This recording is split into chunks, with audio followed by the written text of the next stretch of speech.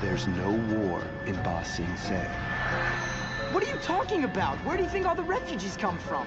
You can't hide it. There is no war within the walls.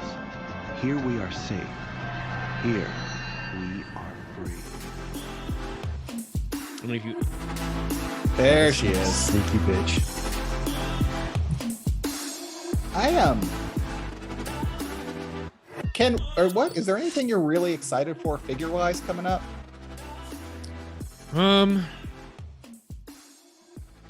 Like in big important ones, or just like stuff on the horizon? I mean, just whatever you want to define it. Just the one like I am excited for this figure. Thinking about it brings me joy. I might masturbate to it. So like there's ones that are on the periphery, like they're like, oh, they're way out there. That I have pre-ordered. But right now there's a retro Spider-Man Marvel Legends that's kind of in the ether. And that one I'm looking forward to. I'll send a picture in chat. But yeah, there's a couple of the retro Marvel Legends. I feel like there's stuff I have. You know, I easiest way to do that to know is go to bigbadtoystore.com and look up your pre-orders. That's right, folks. Big Bad Toy Store. They are your place for the biggest, baddest toys in the block. While you're doing that sounds professional. Yeah, that's pretty good. We have moments. Hey, while you're doing that, you might need a thirsty refreshment. You're thirsty and you need a refreshment. Maybe you should try Great Notion Beer, the brewery from Portland that gets you drunk. It'll get you drunk. It'll get you drunk. You won't want to fight anyone because it's from Portland. So the only thing you'll be fighting is fascism. Are the cops. There you go. Yeah, I said fascism. There you go. Oh, there's a new Nightwing Mafex. That's looking really good. Wait, like 70s Nightwing? No, like 90s. Oh god, Brian Stelfree's Nightwing, which is like the best Nightwing. It is the Hush version though, so it's like Jim Lee take on that. So it's really good. Oh, there's also an Aliens model for the Power Loader. So you build the Power Loader in 1/12 scale. So I could then put Nightwing in a Power Loader from Aliens. Those are pretty. Yeah. That's the only way to fight Bane, honestly. Yeah. Fuck you, Bane. I'm so strong. Well, now I'm just strangling you with a power I must loader. break you, motherfucker. What are you doing? Oh God. No, not out of the airlock. No, the fire doesn't rise in space. We can talk about this, can't we? I mean, sure, I'm a bad guy, but just a discussion.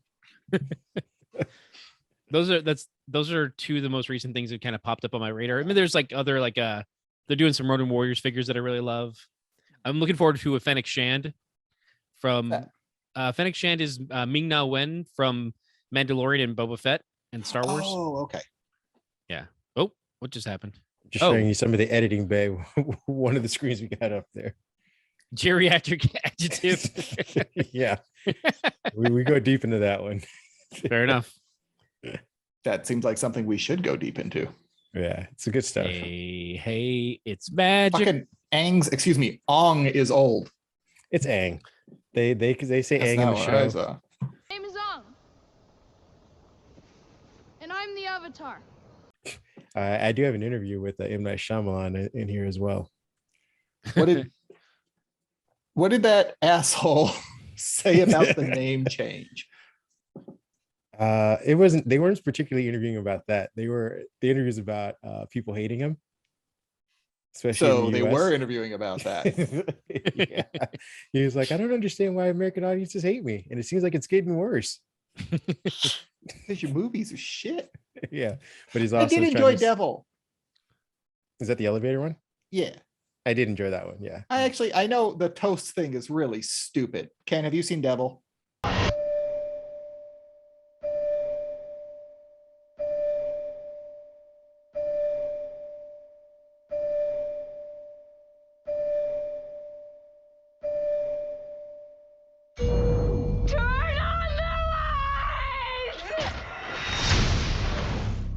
Who are you? No. So I don't really care either. It's one that was like, I stop can't. right there. Spoiler alert, people. Yeah, it's not bad. people, go ahead and watch it. I guess that's a spoiler. It's not, and it's not. There- He's had it's not much worse movies. Good. Yeah. Far There worse is a movies. scene where someone is showing that evil is present by throwing toast up in the air, and it always lands jelly side down. Yeah, I think that has to be some kind of like international superstition. I mean, I'm sure it's a superstition in multiple cultures. The fact that they tried to make a point of it, like they were kind of playing it for laughs, but also he was like really serious about it. Look.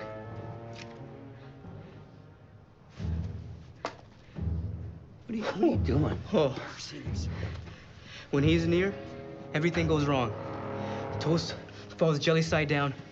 Children hit tables, and people get hurt. Hey, the police do not want to hear this stuff from Harris, okay? So just stop now. Sometimes he takes human form and torments the damned on earth before stealing them away.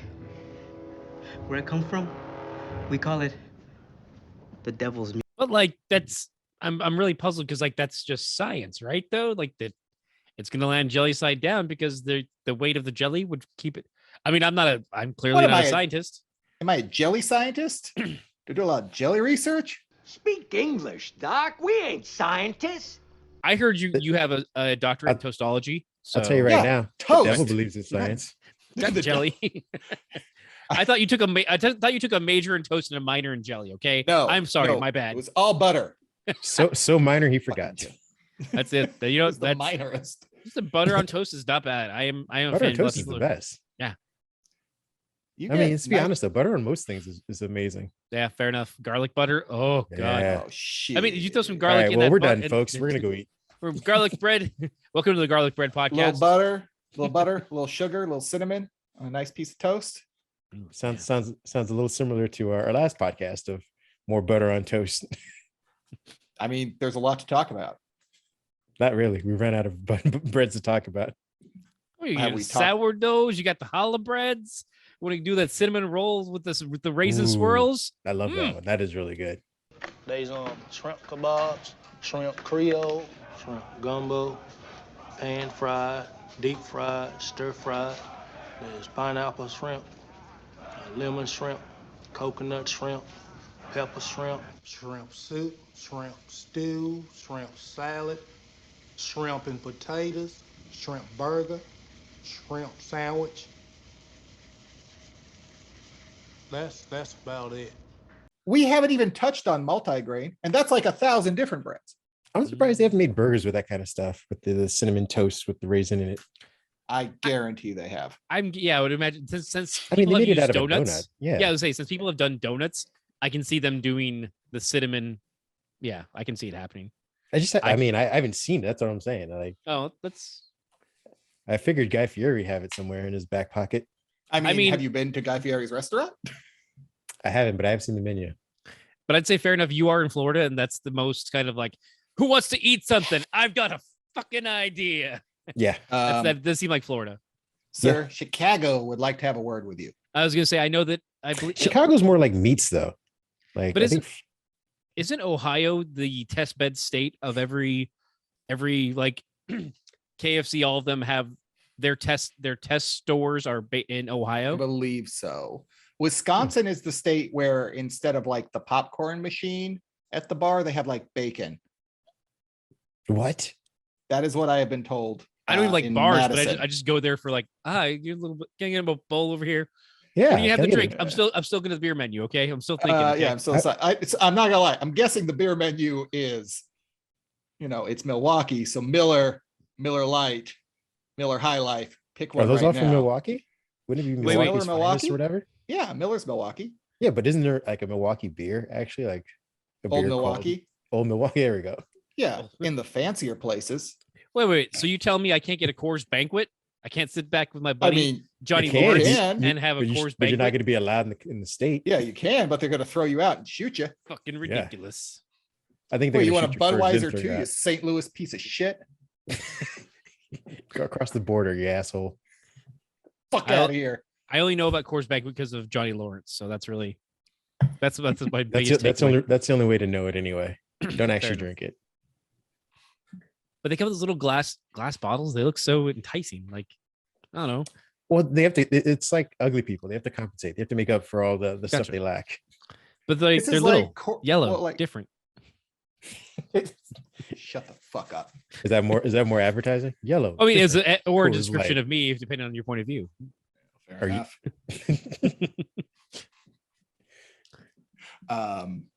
This is like the Coors Light can that turns blue so you know it's cold. Like, that doesn't help the beer. We have a code blue. Code what? Code blue? Code blue. Code blue. Divide by the total sales, you'll see how we came up with the 10%. Code blue. Code blue. The cold activated bottle from Coors Light. The mountains on the label turn blue when your beer is as cold as the Rockies. Code what? It Now I does. just, instead of touching it, cold. I don't Now it's have to cold. feel it to know it's cold. The I got beer cold, over there. Brad. That's warm. Get the fuck out of here. Yeah, Yeah, but that exactly. A lot one of right F bombs there. for me today. A lot of F bombs. I apologize. Well, fuck shit, cocksuck. It's because you're not drinking your banquet of beers. I'm not. I'm not. You're I'm an having edge. I'm not having a banquet of beers. That is true. That's a lot of beers. Today it is the major melon of Mountain Dew. Ooh, Major melon. Ooh. Major melon. What does that one Yeah. taste like? Watermelon. Okay. Does it actually taste like watermelon, or does it taste Yeah. like battery It ta- acid? It with a tastes hint like of watermelon. it tastes like a watermelon Jolly Rancher. Like Ooh. not like a real watermelon. Just like when you get a banana flavored quick Yellow. milk. Yeah, it Yellow tastes like flavor. fake Tastes banana. like- Yeah. Yeah. Okay. It's like or banana like the- taffy. Yeah, or banana runs. Exactly that. Like, Yeah. but my brain likes those chemicals, so I'm like, woohoo! Yeah, no, like Well, you were raised in the 80s. You damn well should be. Damn right. I was raised Your in the body- 80s and I was upper lower middle class, so they're I like, was raised on Ecto Cooler. I don't know what the flavor was. I loved it. tangerine. It's tangerine. It's fantastic. good. That was not fucking. So that wasn't even fucking close to good. tangerine. I mean, that's the flavors they mixed and used for tangerine. Tangerine. And when Did they just use tangerine coloring? I mean, no, because the coloring was green. What the fuck? Yeah, they weren't right. When they left the license for Ecto Cooler, they still sold it as like I want to say tangerine something. Dream, right? That sounds about right. Yeah. And it's like nobody wants this shit. Get the fuck out of here. I want the ghost that comes with it. Yeah, this Exactly. tastes like trash without Slimer. Well, that was the thing. Like, so when the 2016 movie rolled around, they didn't have the license for Slimer, so they couldn't put it on the cans, but they were able to sell it. But then when they brought it back for Ghostbusters Afterlife, they had the license for Slimer, but because of the way it was done, they couldn't sell it. It was only a promotional item. So, like, you had What was the license for Slimer? I think it's more the license for the art. And so, like, I'm not 100% Couldn't you do sure. your own version of Slimer? They could have, but then they decided not to. So they're like, well, let's just reuse it. But that way, it had to be a promotional item, which is horrible. They should have just given it, like, found a way, sell this stuff, make your money, and like just give it. It was orange tangerine. Life finds a way. Mm-hmm. Orange tangerine. That sounds redundant. I mean, a tangerine Those are different is fruits. the soys I and know. tangerine.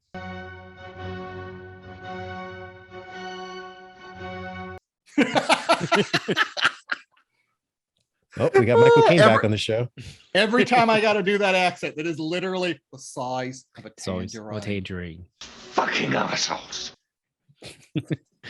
And then Kareem. I'm with his waiting for I'm waiting for Ice-T to show up. magic- will. say, Don't tempt him. Well, look at me. I just know stuff. And Chris Hemsworth, the whole There- gallery. I was saying, wait, do we have? I don't know. Have we had a Hemsworth? No. Yeah, you did impersonation? Hemsworth. You did Hemsworth a few podcasts ago. Wow, all with right. Jason. Wow, you were just, Was it Liam? Oh, would you? Okay. you're a Chris, young Chris, Frank okay. Caliendo. Don't be him. Don't be him. But their defense offended me. That's how bad it was. It was crazy. They need to be all over Kobe Bryant, just like we need to be all over Kim Jong-il. Kim Jong-il is nuts. He's gonna blow up the world because he's a knucklehead. You can't give a little guy with a little man complex a nuclear missile. That's crazy. That's a recipe for disaster, Kenny. Terrible, terrible, terrible, crazy knuckleheaded, terrible. I like the Kareem's camera. Why is your camera drug? I can't. 15. I can't do it. It's supposed to be like on focus. There we go. Really? But It was, I started laughing and my head shifted. The camera was like, wait, he's out of frame. Camera's got a goddamn targeting system. It's just like it bashfully looked away. That was the camera. Ooh. Just like, oh, Let him laugh. I think my camera was laughing at you, Ken. that's fair enough. I'm very laughable. I think your camera has the Ed 209 targeting system. It does. Just very bad. But not the RoboCop one or the Terminator one. Very specific at 209 where it's like Yeah. Shoot up you everything. have 10 seconds to comply. Yeah. Like, and there's a 30% possibility it's just gonna like shoot off, like, oh, it's got drift. Shoot so hard that it falls backwards. It's weird your camera's on those stupid legs. Well, I mean, why not have a tripod? Or was it bipod, right? This is totally off topic, but it's great. Really? B-roll. I saw a video this weekend that the bitches leave scene. Mm-hmm. Okay. I did not I know. still need to get that clip for Kareem. I did not know that the director, the reason it is in there is because the director evidently did not understand that bitches is a pejorative for women. They didn't seem to have a problem with it at all. You know, they were like, okay, fine, sure. Very good. Thank you, bitches. Very good. That's a wrap on the bitches. Thank you very much, bitches. So on set, he's just literally like, and then the bitches come here, and then the bitches go there. Maybe the bitch, and literally just not just like, that's just how you refer to women. I will send you the clip. What is his name? Incredible. Paul Vanderhoeven. Vanderhoeven, yeah. I may have. What else did he do? Verhoeven. Starship Troopers. Verhoeven. Thank you. Paul Verhoeven. Starship Troopers. Yeah. Well, there's a lot going on in that movie. But I think we actually had an interview in our B-roll about the costume for RoboCop. And we were talking about how slender what's the actor's name? Peter Weller. Peter Weller. Peter Weller had to be in order to fit into the suit. Yeah. Yeah, it's a whole, and he goes, I mean, when I hear him speak about RoboCop, I was like, dude, it's a lot smarter than I give him credit for. And I think I was just associating his character with, his personality with this character, who was sort of kind of an idiot. But hearing him speak about it, I'm like, man, they really believed in this movie. It's a really good movie. He's also like, he did some interviews for Star Trek as well, because he was in Star Trek 2 Into Darkness. Yes. And then he also did Batman. I'm sorry, the Dark Knight, Legends of the Dark Knight Returns, and he was the titular Batman. And he's done interviews in all those times, and he's always come off as being far more not critical, but thoughtful of his roles. Like he actually puts a lot of time and thought into it, but which is because I guess he does a lot more stage stuff in the interim, because it's like RoboCop was his kind of one mainstream show of it, and then he departed for the Buckaroo stage. Banzai exists. Oh right, I'm sorry. That's one movie I have never seen. Oh, that I've said Kareem's camera again. It's just like it. So shy. You gotta stop talking, kid. I like that you gotta face off your camera to get it back. Hey.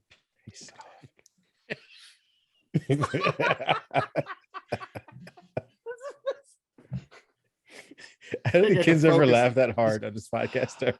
That was so, because I just picture John Travolta going, and the kid going like, "What are you doing? Why? This is the weirdest thing. Like, you're not actually touching me, but it's weird, Dad. My last family were drug addicts, and they're better than this. This is what's going on here. Could you shoot each social other? Services. Yeah. I did that to Michelle once, and we almost didn't get married. It's fair. Rightfully so. I couldn't be mad at her. Like, I get it. Yeah. Before we start, I just had that's a question. Maybe this would be a topic for a different pod. But if they did a remake, who would you recast for Face Off? In both lead roles? Keeping Nick Cage. Okay. This is great podcasting. No, I'm trying to think what. Well, this is B-roll. We'll yeah. Unless Pat comes up with some gold names that initially popped in my head for hilarity: Idris Elba, Tom Holland, Charlize Theron. So a guy-girl situation. Why not? That'd be kind of cool. Tuck and cover. Just so you could say that. Yes. Tuck and cover.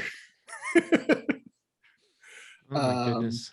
Those are the first ones that just like automatically popped in. But I'm keeping Nick Cage because I need to see him try and act like John Travolta acting like Nick Cage is one thing. It's just like, oh, crazy Travolta. But Nick Cage trying to act like John Travolta, that is a tour de force of. So now you want him to act like Idris Elba? Yeah.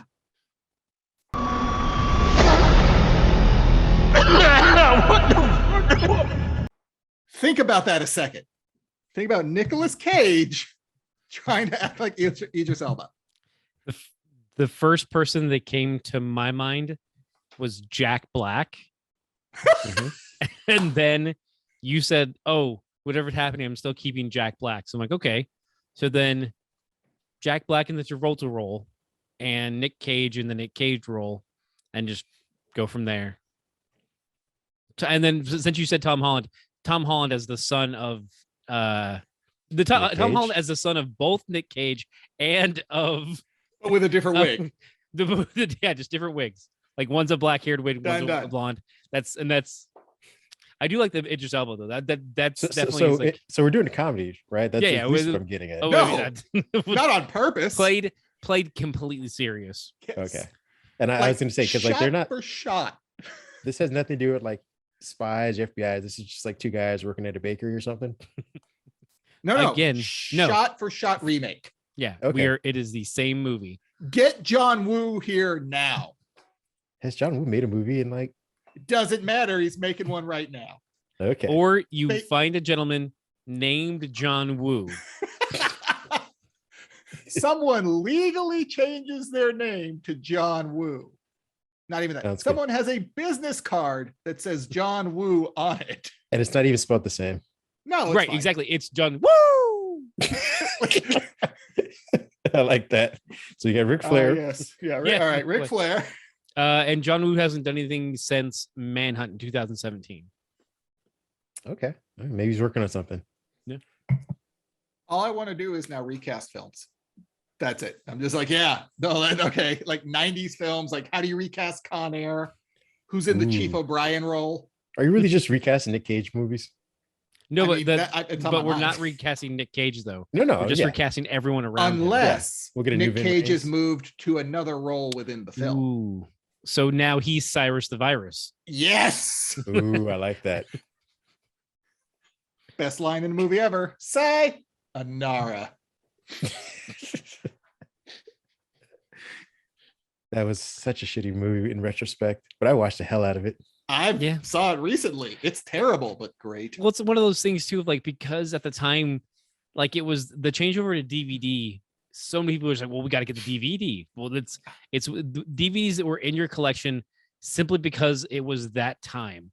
Like now, it's like, oh, well, even rewind 10 years, like, oh, you were far more critical of like which DVDs you would buy, but at the time, it was like, well, it's in high definition, guys. Like, true. My TV is 720p. Like, we've got to watch these DVDs. Like, that's like you got to see this. Like, this is cutting edge. And so, yeah, you like everyone had in those stupid Warner Brothers cardboard cases. Like, you're just like, fine, I guess. Yeah. Oh yeah, that's right. I forgot that all the Warner Brothers were in the shit cases. Like, can you just bring for the plastic, you assholes? Was New Line as well, but then they switched over because I think I remember one of them did. I don't even remember like what New Line Blade. DVDs I would have had. I feel like Blade right. was one that was crappy cardboard. But they switched because I think that eventually ends up in plastic. And then they always released one of those the special edition. Ones. Yeah. Well, and they released a special edition. Like I think I have for some reason Fight Club and like the special, like, ooh, it comes out of a box. Yeah. No, not the aluminum. Come on. Okay. No, Let's I all mean, calm down. maybe I'm misremembering it, but I could have sworn I had a Blade, or I mean, it could have just been a similar type of DVD, but it was just. I'm looking it up right now. I even typed in cardboard, but it doesn't look like there was one. It was that they were just the standard black case. I don't know, because like CDs were jewel cases. This wasn't a jewel case. I don't know what to call it. Clamshell. Clamshell. Thank you. Boom. But not the Disney clamshell, which is far more distinguished. That definitely is copywritten, and you could not use it if you were not a Disney film without getting sued. It is the Apple charger. It is. It was the lightning cable of its day. Mm-hmm. So they're just going to start sending plain DVDs without any cases now. Now they just put them in a little paper envelope. Yeah. Like if you buy a piece of equipment, like to install into to your computer, and they're not going to tell you to download it from the internet, depending on the time frame. It'll come on a DVD in a paper sleeve. But you Wow. can download an NFT of a picture of the plastic sleeve. How do you know it's not just a JPEG? Because it's an NFT. Duh. It says it in the name. Stupid. Okay. Also, there's like a little terrible looking artistic rendition of a monkey. I don't know what is that. Just like in the corner, so you know that you're a trash person. You mean a watermark? Shut up. Ken, why are you excited? What did you win? On eBay, I found the cardboard platinum edition Blade DVD. So there it is. You were right. I'm like, I remember opening that stupid case and being like, this is so impractical. No, but the case locks. Oh, yeah. Oh, there you go. Is that what they started sending early Xbox 360 games in? 360, no, 360 was always the clamshell. If I remember correctly, the PlayStation 1 had these long plastic ones that like they were just like, it was only for theft prevention. So you couldn't just like pocket it, but eventually they just went, oh no, just do a jewel case. Those stupid proprietary boxes are dumb and a waste of plastic. And it also came to the like, oh, when people steal the game, they just take a razor blade, cut it open, and take the game out. It's like, they're not taking the package. They don't need the manual, despite our best efforts. Yeah. Come on, I gotta walk you through the game. They'll just steal it from Blockbuster. They'll pay the extra $1. We're making this a Blockbuster night, week, month. No more. Yeah, because there's a robbed them out of existence. You happy?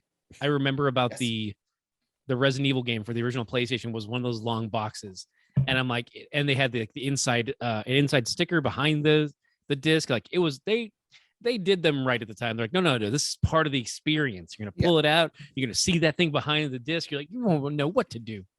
Now you get half a disc that says, "Don't worry, the rest will come later. Give us more money." Ooh, and a 14-day trial for Xbox Live Game Pass. Say that again. I was saying a 14-day trial for Xbox Live Game Pass. Did they come with those? I haven't bought an actual physical game in like, fuck.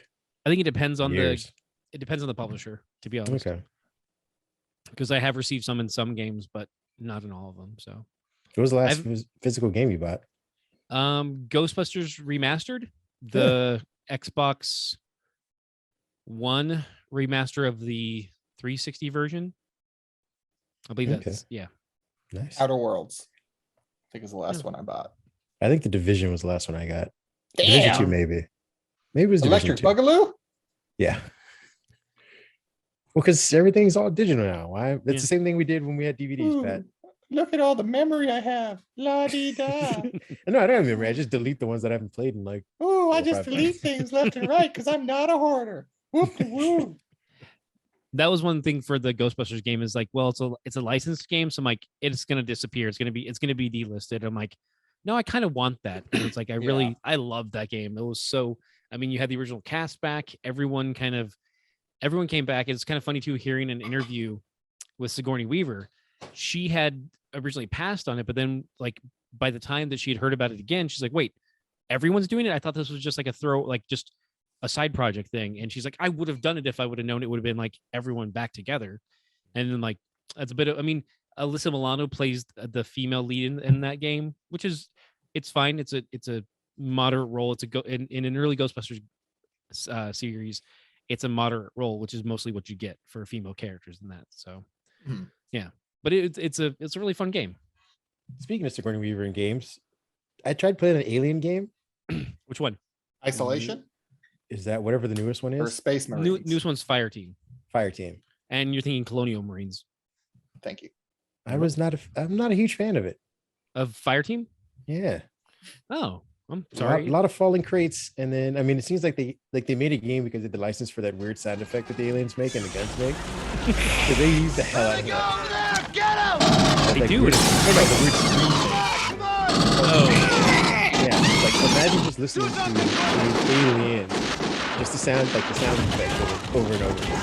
Yeah, that's what I use for my white noise. And the awesome pulse rifle sound. Yeah, the pulse. Yeah. Great. Yeah, I don't understand. That sounds cool as shit. I mean, the aiming on it wasn't that great, and the amount of aliens. Aim. I think, and I thought I was going to really enjoy it. If I have to give you a critique or give you some feedback, I think like most games nowadays, they're all kind of moderate unless you add in friends. And I don't think you didn't play with me, so unless it was like with Bruce or Pat, get 2 other friends in there, and then while you're playing and shooting aliens, you're also like, oh hey, did you guys see that new episode of Boba Fett? Let's talk about that while we kill some. Oh God, cover me! Also, okay. I would say the problem is you're more of a Hudson than a Hicks. The ultimate badass. Spade is a badass. Damn it, Hudson! Get over here.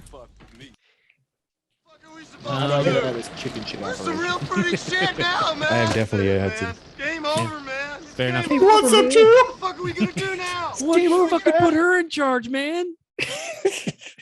Classic cowardice throughout the entire movie. It's I think. How did he even pass like basic training? Basic muster? Yeah. Yeah. Well, because they at this point in the series, this is the second movie. Like they hadn't confirmed the xenomorphs. Whereas like in Fireteam, it's very much more of like, oh no, they exist. They're confirmed in the world. People know about them. They are prepared to fight them. They know that they know a better amount of them. So there's it's kind of it's a little bit old hat, but also like if you watch the Aliens movies enough, like it's fun to hear that sound, that pulse rifle, like you said, and you hear that hiss, and you hear you're there with your friends, and you're just like the sentry guns, man, that's in the room, like like that's the and there's plenty of things about the game that are kind of like wonky. Okay, but again, I think with most, just like Division was fine. Division was awesome. Division was fine once I got friends in there to play. Fine. It got repetitive. Like you just kept like, okay, we go here, we're gonna blow that dude up. All right, I'm gonna throw out my bomb, I'm gonna set up my turret. And it's actually the same thing. Like you set up your turret, I've got the aid station over here, I've got these grenades that have proximity mines attached. It's very similar. I'm troubled by the only 3-player fire teams, which that part we're so used to 4-player squads that a 3-player squad feels a little bit like, oh, I want just like one more guy there to help cover another angle. Is that the point though? I mean, maybe, but I mean, we saw the team in Aliens, so they were more than 3 dudes. I mean, there were only 3 that were useful. I mean, there's actually only 2. Vasquez Ripley and what's Ripley Hicks. Oh, yeah, Vasquez right. was useful. Vasquez was down. Yeah, that's right. fair. Until the Terminator killed him. aside from the Jewish woman playing a Latina, that's otherwise she was down. Yes, I agree. Never would have guessed that it was the same woman from T2. Never ever would have guessed that in 1,000 years. Come on, look at that hair. Wolfie's fine, dear. That's why she cut it short. Your adopted mother's dead. Your adopted parents are dead. Your foster parents are dead. Thank you. Whatever. We'll all try it. Your foster parents are dead. Man, We'll let the audience figure out who's RoboCop, better. not Terminator. You watch Terminator, asshole. Yeah, but where do I side? Come on. With the Terminators. You side with the Terminators. I choose side with our robot overlords. Fair enough. Man. All right. Avatar. Avatar: The Last Airbender. Speaking of Avatar: The Last Airbender. Speaking of overlords. What I want to know is what makes him think he's so great he can dictate what we do in our lives. If you could put a Fox News border around me, that'd be great. Thanks. Going to. I'm just gonna do one of those like motion tracks and just put like Tucker Carlson's face on yours. Yeah, no, I had like deep fake that shit. Got it. Why is it Aang sexier? See, there you go. Now, perfect. There you go. Oh my god. I can't believe that was he actually said these words. Of in course a he serious did, clip. because he's just the biggest garbage person that should be launched directly into the sun. But like, look, man. But just with a barrel of gasoline underneath him, nothing else. Don't spend real money to launch him into the sun. Just essentially light him in a fire. That's all I need. It's so ridiculous. Did you guys? You guys did see the nude Eminem, correct? The new like in the EW. nude. The nude. Okay, yeah, because you did say D. I thought I heard a D in there. Who cares? Do you sleep in the nude? So I was like, The and then nude Eminem. Yes. no, Wait, what do you mean nude? How are they nude? Nude. This one like half eaten or something? no. There's the brown M&M who's been given. Is the brown M&M the one? Oh, is this gonna hurt? I'm about to ruin your day. Is Are you on my a DeviantArt, Pat? internet history about to be completely screwed here? Yes. No, because I just put it in chat. Aren't all M&Ms nude? No, they have the candy shell, so this one would be just without the candy shell. I'm guessing that's the inference. Isn't that skinless? I guess it depends. I had to turn off. There's nothing under. That's not an M&M. Come on, guys. It's not an M&M. Do we have a Space Jam scenario? Do we? That got tricked. Face.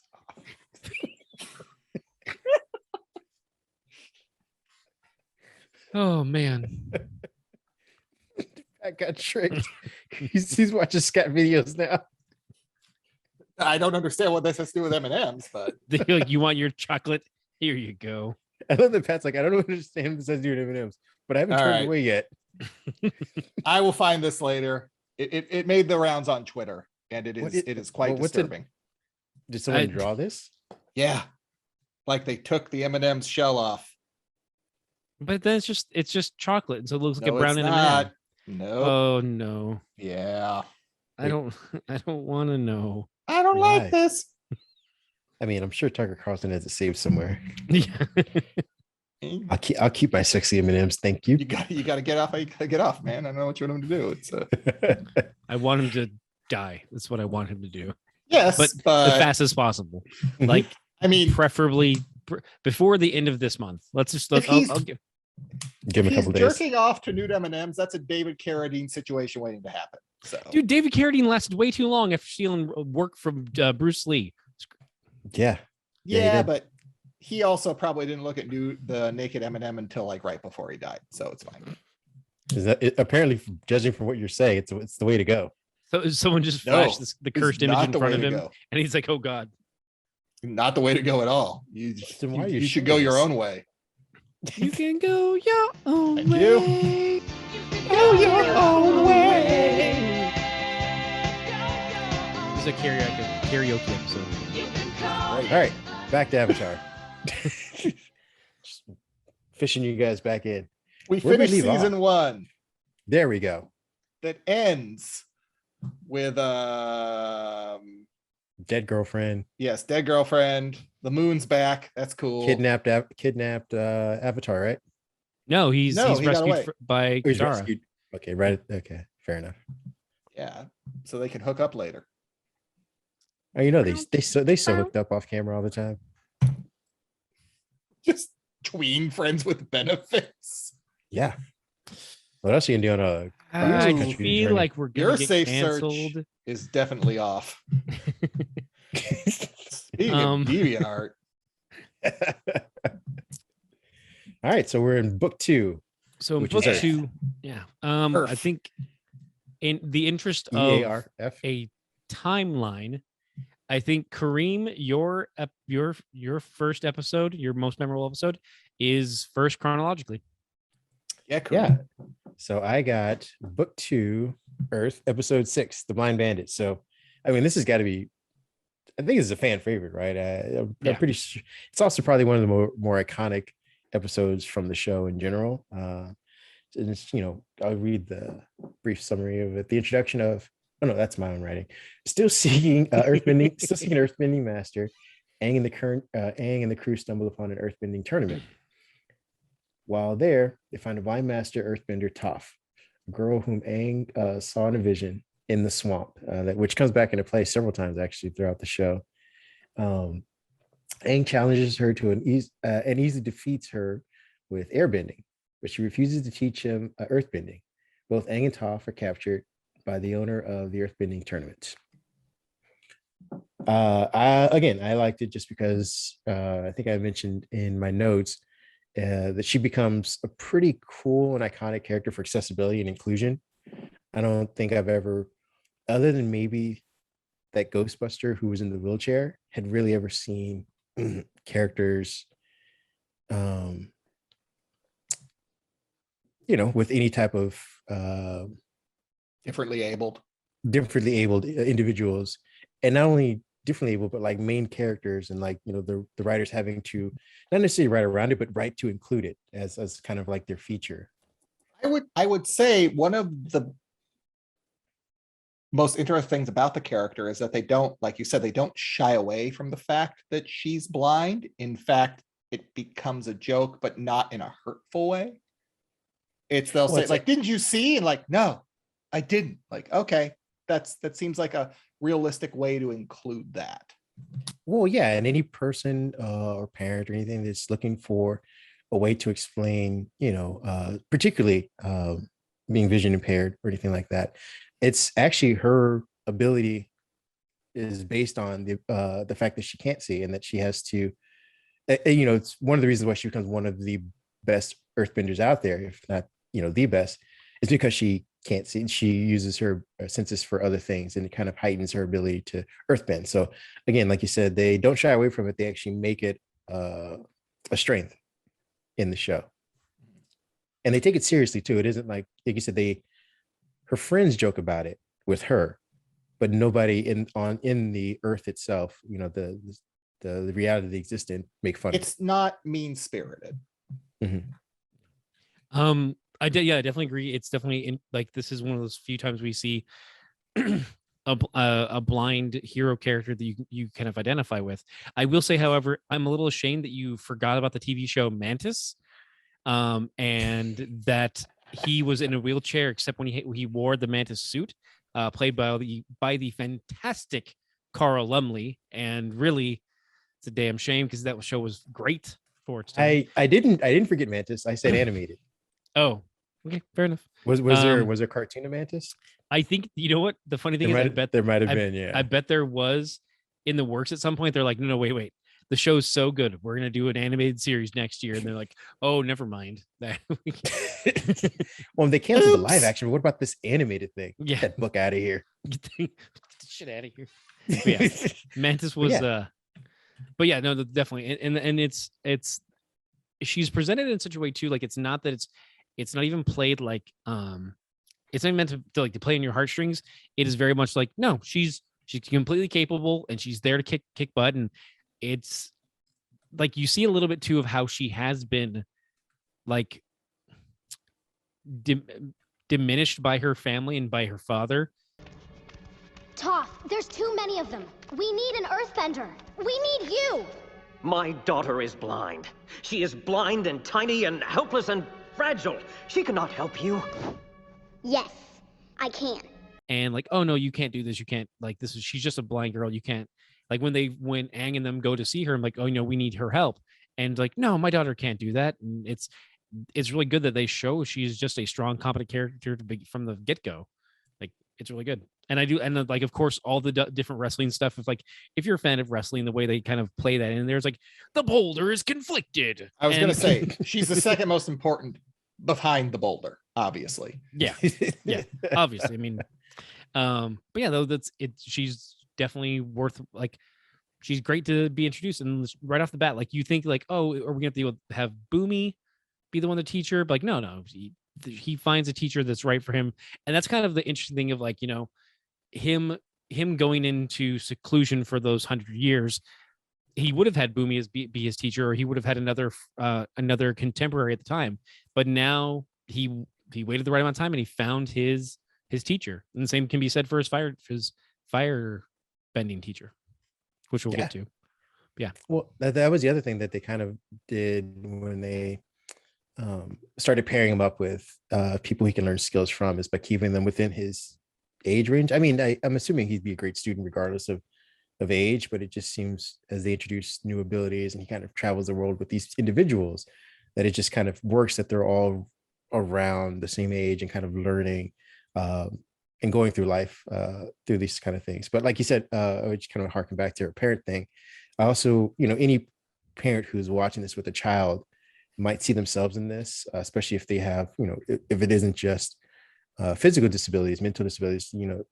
I've read stories and spoken to people who initially, like if your child has autism, you without having sought guidance or things like that, people tend to baby their children thinking that like, oh, because they are differently abled, I need to protect them. And I think that's represented with her family. And we get to see the side of like, if you understand your child, if you understand them, you realize that these things can be a strength, or that they're very much capable, more capable than maybe even the outside world sees them. So it's just that dichotomy of like, how do you protect and nurture a child of differently able child versus like just treating them as a normal kid. Yeah. What's your guys' first one? Well, the next up we would have chronologically would be episode 7, the very next one, and I think that's Pat. It is Zuko alone. So I'll read the summary. This guy's all on the Zuko nuts. Yeah, I like to have a good time. After leaving his uncle, Zuko continues. Oh, I got never mind. Remind me later. Let's try that again. Did you get the naked Eminem? No, I wish, because I would have immediately sent that to you in chat. Okay. After leaving his uncle, Zuko continues his solo journey. He meets a boy in an Earth Kingdom town who brings him home for dinner. While this happens, Zuko has flashbacks about his life before banishment, involving his loving mother and cruel sister, Azula. Why, here comes Azula! So I will also note that Kareem wrote on my notes, weird man boner for Zuko. You do. You have Fair a enough. weird man boner for Zuko. So I really like this episode because it is a bottle episode in many ways, and it's basically a Western. Yeah. Like it's a Western. It's like a Clint Eastwood movie in a half an hour, in like a little half an hour bottle episode. It also kind of deals with the fact, as I put in the notes, the price of colonization. You can't be a hero when you represent the villain. If you compare it to Jet, who I hate, as we previously discussed, I have a vague memory of that. Yeah, fuck Jet. But he is deemed, like, if you're looking at it from a macro level, he's deemed as on the side of good, doing bad, while Zuko is trying to be a good guy. It's one of the earlier forays into him trying to be a good guy, but when the town finds out who he is, or at least that he's associated with the Fire Nation, they want nothing to do with him. His association with that, the fact that he's still tied to the Fire Nation, means by that fact of itself, he cannot be helpful to the village. Yeah. He's teamed with the bad guys. But just the fact that it's literally like a Western. It's a Clint Eastwood film, just like mushed into this little episode. So can I get 22 minutes of Unforgiven? Can I just get that little? Just throw that in there. Thanks. Cool. Okay. Thank you. Like every Clint Eastwood movie where he plays a Southern soldier looking for redemption. Yeah, just do that for 22. Thanks. Well, it reminds me of like the stuff that they do with most Marvel movies, excluding the Eternals, which is garbage. Is where they allow a director. I'm saving you here. Where they allow a director to kind of have their own take on the characters or the storyline itself, but with like a genre kind of behind it, where you have like the action comedy of like Ant-Man, or you have the spy thriller of Winter Soldier, or you have like the Shakespearean aspects to the first two Thors, stuff Don't like try that. and make Thor happen. Don't. You have no idea what you're dealing with. Shakespeare in the Park? They Better did. than that. I didn't do that. They did. But don't try and like the It's gotten Shakespeare. better since Shut then. up. Just skip Thor. Fair enough. Just But hate. it reminds me of that when you said it's like a Western where they they already have their own set genre for this particular property, but they're kind of they're stretching their feet, saying like, what else could we do within our own parameters and make it interesting. What was yours, Ken? Are we going in episode order? Yeah, I was gonna say Oh, and yeah, I was can. gonna say Sure. we were going in episode order, and I realized I started that. And I'm like, okay, cool, this will work out. Yeah, And then I'm you like, did oh, I picked two very late in the series choices. So then next up would be Pat with Again. Yeah. My next episode is The Drill. Aang discovers a secret Fire Nation superweapon heading straight for Ba Sing Se, and must stop it before it destroys the Great Wall, which protects the city from invasion. Meanwhile, Jet, that piece of shit, wishes to recruit Zuko for his freedom fighters, but learns a dangerous secret about him instead. My gonna lie, they just made a big drill. Like, it's so like, hey, there's a big wall. What we should do? Why don't we just make a big ass drill? Done. Yeah. That's all we're gonna do. Make the biggest drill possible. It's gonna be powered by fire. That's it, or steam. That's it. Big ass drill. Done and done. Love the plan. Just like, yeah, you're not trying to overthink and over engineer. We got to get through there. How do we do it? Drill, hole, in, done. And then like to see too, even how the Earthbenders try to stop it, and they're just like, nope, we're gonna keep going. Yeah, like, there's a reason it stops them. Yeah, it's a reason it's kind of round. Like, yeah, we're not. Yeah, no, everything is made to like, yeah, just a fucking drill. We're good. We're gonna jam our way with our big Fire Nation cock right into your city. Very much so. It's extremely phallic, guys. Come on, let's not pretend. Well, and if I remember too, like this is the part where it's like, what's his Uncle Iroh warms up his tea because it's too cold, and then he's like, look at the old man, he's drinking hot tea. It's like, yeah, and he's like, he warmed it up. What's wrong with you? Like everyone starts to turn on Jet, and I'm like, yeah, fuck Jet. Hey, Jet was right, damn it. I mean, he was, but it's like, but oh god, that just makes me think of the oh man, sorry, I just had a flash of Big Lebowski. Like, yeah, it's right, but you don't got to be a dick about it, something like that. I'm trying to remember the scene, but yeah, I mean, for all of Jet's faults, his parents were murdered by the Fire Nation. So hey, when you're gonna see fire everywhere. I mean, but we Just already like your opinion, we know that, man. Yeah, we know that Jet's an unreliable narrator, though. So were his parents really killed by the Fire Nation, or did he do it? Yeah, that's a good point. We don't know. Like, I don't know if I can trust him. Like, if he maybe would have not been a jerk to my boy, Sokka, then maybe I could trust him a little bit more. And he Sokka's an asshole too. Sokka's misunderstood. And he turned. Yeah, well, that's just like your opinion, man. Turns the corner quickly, and he's like, "Hey, because he was able. You know why? Because he was able to let's live. work this out. Because he was able to live to turn the corner. They both made it to the end of season 1. They both made it into season 2. Yeah, it's like near the very end of season 2. So he had plenty of time. He's just like, nah, I trying to save him. Jet. I mean, after the brainwashing, yeah. Yeah. So not only does he lose his parents, he's brainwashed to try and attack him. Did he lose them, or did he cut them loose? The brainwashing and sacrifices himself. I mean, he sacrificed his parents. Why wouldn't he sacrifice himself? Jet was never going to have a chance with me. All right. Like after the first episode, like I get it. There's an arc there where he yeah, that's fine. I don't like Jet. I'm just not going to get over that. I made a decision and I just stuck with it. Fair enough. Fuck I'm not Jet. here to convince you.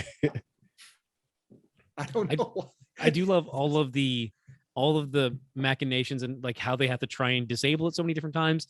They finally go inside, and then like just that little bit of water they use to cut those cross beams. Yeah.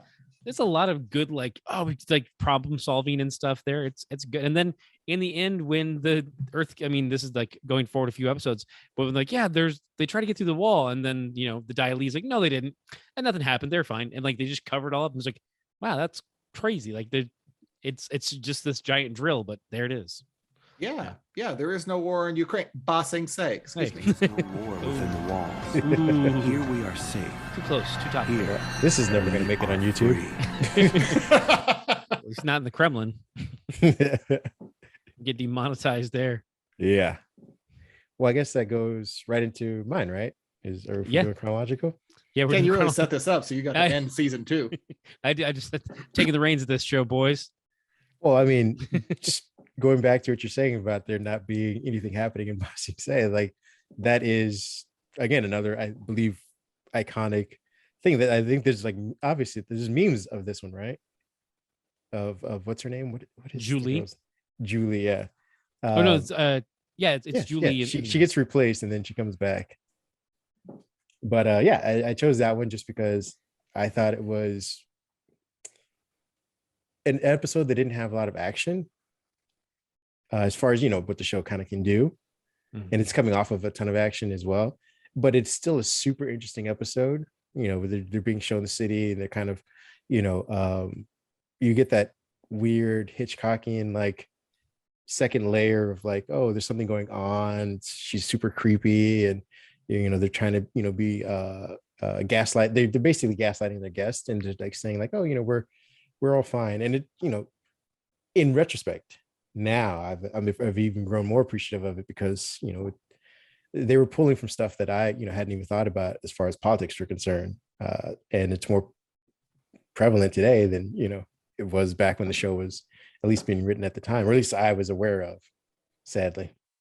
So I really enjoyed that one, and like I said, it's just a way that I felt like the writing just kept the show at a high level for this season, even though there wasn't a ton of action, at least not for that episode.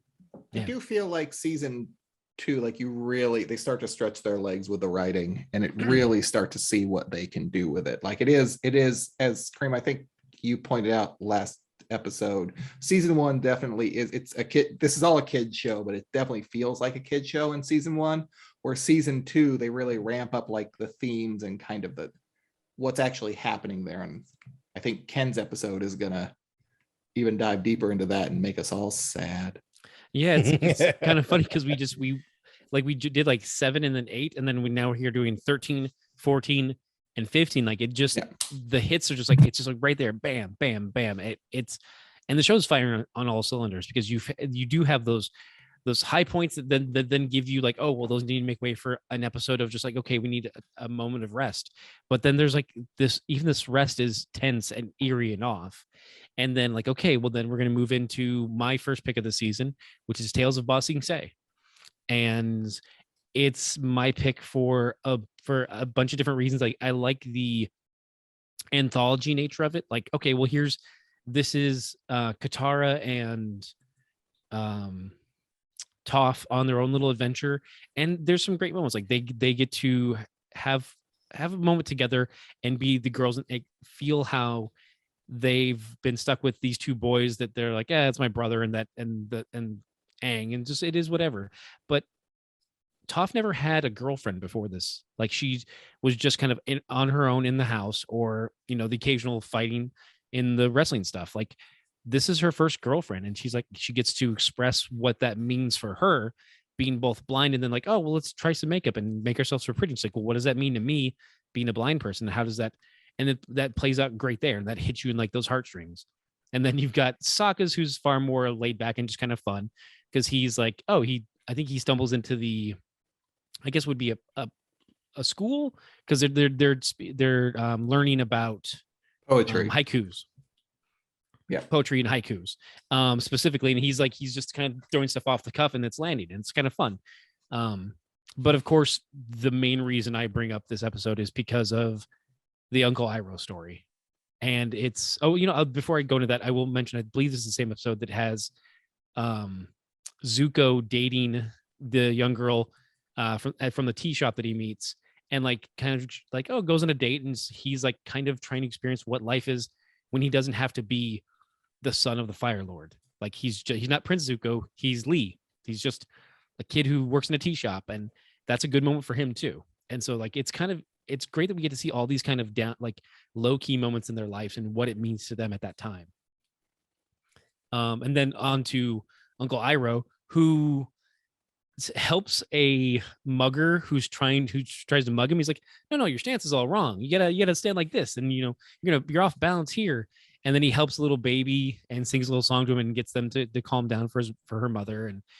And then it's all in this culmination of he's had this day off because he's going to have a moment to honor his son who passed in the first war. And like Ebony's over here, like, getting misty, and I'm doing the same thing too. Cause it's once you start to hear the lyrics and you're like, oh wait, He's singing about his son. He's singing about his son that passed, and the reason why he gave up the war. The reason why, when he first tried to siege Ba Sing Se, he heard about his son's passing. He's like, "I'm done. I'm out. Like, we're done here. Like, I laid siege to this city for," they say, something like a crazy amount of time, and then when that happens, he's just like, "My world's gone. I'm done. I'm out. F the war. I'm gonna go home. I can't take this right now." And so then you see how that hits him, and how that has affected his relationship with Zuko, and how it all plays back in your head, and just this moment of like this, as you go and you see it a second time or a third time, and you're just like, God, like all that weight that is on that moment made all the heavier with the last screenshot of I think it's in loving memory of Mako. Pardon me, everyone. Is because Mako passed away before this episode aired. And Mako is a famous Japanese actor. I believe it's Japanese. I feel horrible that I'm suddenly misremembering it. Yes, he is Japanese. He played a lot of different roles. He played Master Splinter and some of the Ninja stuff. He was in MASH, which is one of the first times that I saw him. But he was in Conan the Barbarian. And he's just has like a laundry list of roles he's had throughout the time. He's Aku in Samurai Jack. And so like all these different roles and stuff, and I could probably pull up a list and go on for, he was in a bunch of different things. But yeah, so it's like he had this career that was pretty great. And then to think that he passed before they were able to wrap up the series and have his character kind of come to the conclusion that they wanted for him. So like that episode hits, like it's great at the time, and then on rewatches it has so much more weight to it. So that's why Tales of Ba Sing Se is my first pick of season 2 of like the most memorable. But given I will admit a fair amount of it is outside character knowledge, and it's not just the standalone of the episode, but even with just the stuff within the episode, it still feels very hefty and heavy on the heart. Well, I mean, to your point, all the things that, and I think it's, we're just kind of beating a dead horse, but all of the things that they've studied and they added into this were so thoughtful that, all the outside stuff you're talking about, they took into consideration when making these episodes. Unfortunately for the passing part, that adds, like you said, added weight to it, but they knew going into this, like they wanted to do a father-son kind of memoriam. They also wanted to they're also setting up I guess what we come to realize is his kind of impression, his imparting on Zuko, as you said, like why he cares so much, why he's, being so patient. Like there are times where you're like, dude, you don't need this. Like you've lived a life, you've done what you've done, you've lost your son. But he's trying to kind of, I don't know, I wouldn't say replace or regain any of that, but he's trying to fill a void, I would assume, with this. And so when they kind of have their outing and you see him kind of broken by that, you have that knowledge as well to that. So, that the writers all are thinking about this. This isn't just like, oh, let's get to the big fight at the end of the show or any of that. It's like, let's take some time to sit in these areas, in these pockets of the story and live them, not just, move on. Like you said, go from one action sequence to the next. It's like, we're going to take an episode to just have them serve tea. Even though we have a limited amount of episodes. They do a really good job of letting things breathe when they need to breathe. I would also say, in terms of the Iroh-Zuko relationship, I think it's not just trying to fill that hole that was left by his son's passing, but that he does see that Zuko, like everything he is doing is for approval from a parent who will never approve, who is just a bad parent and a bad person. Like Iroh knows his brother, like he knows that he's a piece of shit. He's got that down, and he knows that Zuko is at his very core a decent kid that is just extremely confused and hurt and will do anything to get that kind of acceptance from his father. Yeah.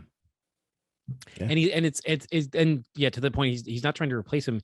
He just doesn't want history to repeat itself, and that a son could push himself further than he needs to, and put himself in a dangerous situation. And he's trying just to break the cycle of hype, because I'm sure this is, I'm sure there's times where he may have felt where he could have done something different and his son could have still been there. So he's like, no, I need to not make amends, but just try and right the ship as best he can. And that's where it's like everything that comes after with Zuko and stuff hits, so like every episode hits harder because you have all this knowledge, which you knew some of it before. Like you knew that his son had passed, and you knew that he, like, that's what had pulled him out of the war, but you didn't know how much it still weighed on him on the day-to-day, and how it still is just like, well, he needs to take the day off and just go do this. And like, that's when you see like maybe you didn't see the depths, but you acknowledge the deeper well that Iroh had there, as opposed to, like, you know, other characters like Fire Lord Ozai, who's just like, I'm evil. Like, I mean, he's pretty evil, so you know what you're gonna do. I mean, he's voiced by Mark Hamill. Who is also evil. Yeah. There you go. It's weird to say it's many ways the Zuko Iroh story arc is about healing generational trauma, but in many ways it is, because you can go all back to Aang's predecessor and you can see a straight line from, I can't remember his name. I Fire Lord apologize. No, not Ozai. Aang's the predecessor of Aang, and his friend who was the one that decided, I'm going to take over. But you can kind of see that. And Fire Lord, who's the because I'm sorry, it wasn't Ozai, but it was Fire Lord Sozin. Sozin, that's right. There we go. I don't remember if Ozai follows Sozin or if there's someone between. Well, it's 100 years, so there probably there should be at least one. There could be, but there doesn't necessarily need, like, depending on the age and stuff. There could, because Boomy's what, 80 something years old. Oh, that's true. Boomy's still with us, so yeah. So it's only one generation, I would assume. Yeah. So, but yeah, these people live long. They eat healthy. Yeah, they work out. They live. I mean, you know, there's not a lot of McDonald's around there or sexy M&Ms for them to eat. They need those fire flakes. Mwah, chef kiss. Fast food cabbage stands. All right, Ken, how else are you going to depress us? Yeah, take us out of this depressing hole.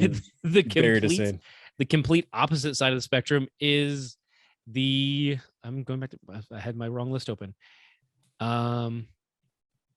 Actually, stuff. No, it's not. Mine goes the opposite. Never mind. It does not go the opposite. It is Crossroads of Destiny. I was thinking of my next season. So yeah, I'm still just on a downswing for this, which is actually kind of a good job of it's. I mean, if you're looking at the Star Wars of it, you've got New Hope ends on a positive. Empire ends on the down note. Things are kind of like they're not looking so great for our heroes. What's going to happen next?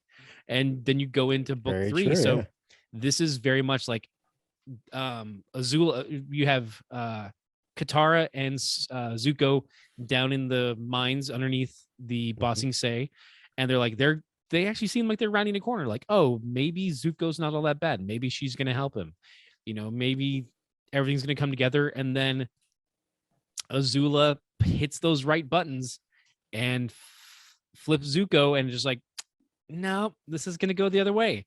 And it's not the last episode of the season, but it's like the one just before, where you're just like, how could things go? Are we possibly going to see, a happy ending for season 2? And then spoilers for the next episode. No, like there's a lot of good moments of seeing how things are put into place. And you're like, your expectations for a kid's show and for a cartoon, like, oh, the heroes are going to stop them here. We'll find something for next season. But no, that's not the case. Everything kind of turns to crap kind of quickly. And like all the stuff that Aang was trying to, even actually come to think of it, Aang does the thing where he's like, oh, I'm still training with Monkey Yatso, not Monkey Yatso. He's training with one of the monks. And he's like, oh, I'm trying to unblock my chakras so I can regain access to the Avatar state. And he leaves before his training's done. He's like, no, I've got to go help them. And that's the wrong thing to do. And it's actually very Star Wars in that way. I hadn't thought about it till just now. But yeah, he goes before his training's complete because he needs to help his friends, and ends up maybe not making things worse, but definitely doesn't end up helping, and actually puts him back several steps because of what happens, going forward. So yeah, I ended the season and they ended the season on a bit of a down note, which is. Well, didn't they kind of telegraph that going into that episode, saying that Aang was going to make the wrong decision? Yeah, I mean, it's definitely set up that way, but I mean, it is also part of like your expectations versus like you're like, well, they're still going to save the day, and in the end, they escape on the Falcon. That's kind of all they do, is they get out of there on Appa, and like Katara has to use her healing water, and yeah, but it was still a great season, and because I'm surprised that I didn't think of it till now, the parallels with Star Wars, but it's all right there. Because it was its own good story, I would assume. Like, yeah, I think all of season 2 introduces us to really strong female characters, not just Toph, but I mean, Katara gets more in, after season 1, where she kind of gains some more fighting abilities, stuff like that. She becomes more confident, more, co-leader versus just like the healer, so to speak. Like they're, get out of that cleric role. Yeah, she's making decisions right alongside Sokka and everybody else that have weight to the entire story. We get oh great, you again. Yeah, I didn't think so. Nicely done. My favorite, which is aside from Toph, is Azula, and I'm like, I mean, she goes through some weird like aging between season 2 and 3, but when they first introduced her, I was like, oh, this is a really cool extension of like where Zuko was going, versus like, I thought she was going to be like the bad version of him, and he'd be able to turn the corner, which I think is what you were saying, Ken, as far as the misdirection. Like we thought like, oh, he's already gone beyond that, and we have that new evil presence. He doesn't need to he doesn't need to go back to that. And then she ends up, like you said, kind of turning him, and now you're like, well, now the evil side, bad side has even more people. Like, how are they going to overcome this in season 3? And once again, the character of Zuko, going back to that, it's really kind of a bold step to take to have him backslide like that, but because they've done the work to lay the groundwork for these characters' personalities and kind of invest us in all of them, not just Aang and Katara and Sokka, it allows that to happen and still feel earned when the inevitable redemption occurs. It's like, yeah, he backslid because everything he wanted was being handed to him, and what he wants, it's not. It's acceptance and love from his family. Yeah. So of course that temptation is going to overwhelm him. Yeah. Kind of similar. I mean, it just goes to speak to the quality of writing, because it's even as much as we talked about it before. I believe that was here. Now I'm mixing up my podcast because with Cobra Kai. Because you're a podcast whore. Yeah. slut, super slut. Giving it away. But like they're like the damn Eminem. Oh goodness gracious. But yeah, there's a lot of the same similar stuff can happen in Cobra Kai, where it's like, because all of the characters do get a more well-rounded, fleshed out backstory, that you'd like, if there is a backslide, if something comes, like, oh, I see how they got there. Not just like, I'm going to do a stupid thing for a stupid reason because the story needs me to. Like, everything that happens in this is very much like, oh no, like I see why Zuko felt susceptible, because Azula hit on just the right points, because she's that manipulative, that she knew how to play him and she knew what to say. Like, we can grab him right now and get your honor back. Your dad would love to see you, and dad doesn't give two craps about him. I mean, if he shows up, cool. If he doesn't, cool. He's fine either way. He wrote him off the moment he spoke up in that war meeting. Like, that was it. Well, it's also, like you said, to the writing, that they used sibling rivalry to lure him back in. Because I don't know if, another quote unquote commander would have been able to kind of, shift his course as hard as it is to like have someone you've grown up with and someone that you feel is taking your spot, something that you've, even though you've tried to turn your back on, you've spent so many years doing it. And now your younger sibling is going to sort of cash in on all the hard work. It's like, no, I'm going to take credit for this if anybody's going to do it. Yeah. So I thought that was pretty, because at first, when they first introduced her, I'm like, where was she at this whole first season? And I thought it was, at first I was like, oh, this is lazy writing. They're just going to introduce this random character that we've never heard about as a sibling. But then you see how she plays out and how they kind of meet each other throughout the entire season. And she keeps kind of taunting him. And you're like, no, that's what a younger sibling or any age sibling would do in this kind of weird, messed up family dynamic. As we learn in Zuko Alone back in episode 7. Yes, very much so. Before Ken drug us down on Emotionville. Yeah, I'm sad now. Yeah, well, that was book 2, Earth. Which arguably could be one of the best books of the 3 seasons. I mean, I love it's probably my favorite, I would say. I think it's probably the most well written, because they don't have to tie up loose ends and they can really do some depth to character exploration. Yeah, they're just in there doing the work. It's not just like, well, we have to wrap this up and close this off, and they get, and also they think speaks to the idea that they, despite not having every specific written down, they had an overall idea of this is where we're going to go. Where I do think with Korra, we have a bit of, we've got one season as for sure. So, okay, so we've got one season. Okay, cool. Oh, then this much into it, we have a second season. Okay, cool. Then we've got 3 new seasons, or we get 4. We got 4 now. So they have to kind of keep changing where the goalpost is. And whereas with this, it was kind of like, this is our plan. Can we get to it? And they kind of just kept working towards that goal. And that is, I mean, we've talked a little bit in the past about Star Wars too, of like having the idea of knowing your pacing and know when you're gonna what your end goals are, and at least a good idea of like where you're gonna end up is over here. Whereas if you're just like but then Lost is a hit, so we're gonna have 8 more seasons, and you're like, well, I wrote out an outline for 3 seasons. That was all we planned to go to. So now I have to fill in stuff. I can add more stuff, but I still have to close it all up. So then we end up in a church and no one cares. No, you end up in purgatory, stupid. No, not for another 4 more years. Yeah. Me. That's not where we're headed to. Yeah. But no, I mean, psych. One last thing I wanted to say was that looking at it now, thematically speaking, that's season 2 is where they're grounded. Like they don't travel very far outside of the Earth. Yeah, outside of the Earth Kingdom. In season 1, you're going from the Southwater Tribe to the Air Temple to some other places in between. Then you finally get to the Air Temple. Like the group is traveling. In the Earth Kingdom season 2, they're just there that most of the time until they fly off or whatever or whatnot.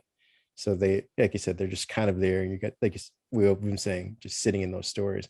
Then you go to season 3 and they're still sort of traveling. They go back to the Western Air Temple. They travel somewhere to like learn some other things in different places. They're kind of still moving about.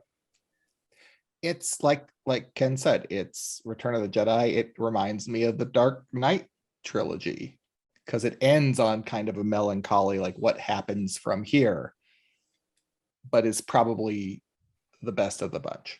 Yes. So really the problem is you should only watch the second movie of every trilogy.